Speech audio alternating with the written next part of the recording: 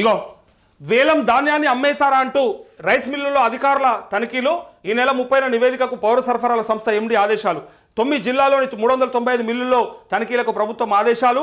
December 31 లోపు ధాన్యం ఎత్తకపోతే EMD జప్తు.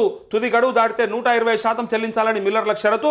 యాసంగి బకాయిల వసూళ్లకు మిల్లర్లు ఏజెన్సీలపై ఉక్కుపాదం అంటూ ఇగో వేలంలో విక్రయించిన ధాన్యం దానికి సంబంధించిన నగదు వసూళ్లపై రాష్ట్ర ప్రభుత్వం దృష్టి సారించింది. రైస్ మిల్లర్లు వేలం సంస్థల ముక్కుపిండి మరీ బకాయిలను వసూలు చేసేందుకు కార్యాచరణ సిద్ధం చేసింది. అయితే రైస్ మిల్లుల్లో వరి ధాన్యం నిల్వలు ఉన్నాయా లేకపోతే వాటిని అమ్మేసుకున్నారా అనే దానిపై సంయుక్త తనిఖీలకు ప్రభుత్వం ఆదేశాలు జారీ చేసింది. ఈ మేరకు రాష్ట్ర పౌర సరఫరాల సంస్థ మేనేజింగ్ డైరెక్టర్ డిఎస్ చౌహాన్ ఉత్తర్వులు జారీ చేశారు. దీంతో రాష్ట్ర వ్యాప్తంగా 9 ఉమ్మడి జిల్లాల్లోని 395 రైస్ మిల్లుల్లో ఆయా జిల్లాల పౌర సరఫరాల సంబంధించినటువంటి అధికారులు చేసిర్రు తనిఖీలు అని చెప్పి వార్త.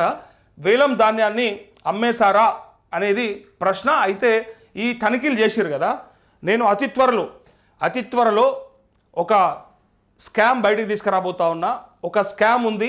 అది ఏం స్కామ్ అంటే సాక్షాత్తు ఒక మంత్రే ఇన్వాల్వ్ అయ్యి ఉన్నాడు.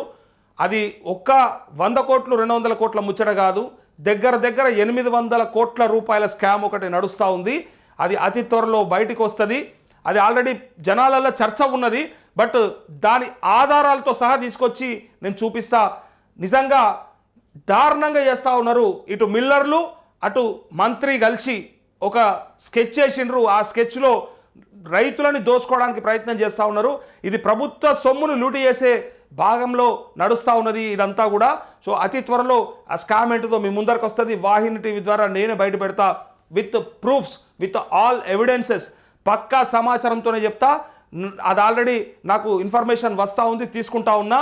ఈ మిల్లర్లకు సంబంధించి అట్లే మిల్లర్ల దగ్గర మరి మంత్రి ఎట్లా కొట్టేస్తూ ఉన్నాడు, ఆ డబ్బులు ఎట్లా ఎవరి జేబులకు పోతూ ఉన్నాయి, ఏం చేస్తూ ఉన్నారు అనేది మొత్తం దాని వ్యవహారం అంతా కూడా బయటకు తీసుకొచ్చే ప్రయత్నం చేస్తా, మీకు చూపిస్తుంది, దాన్ని బట్టబయలు చేస్తా.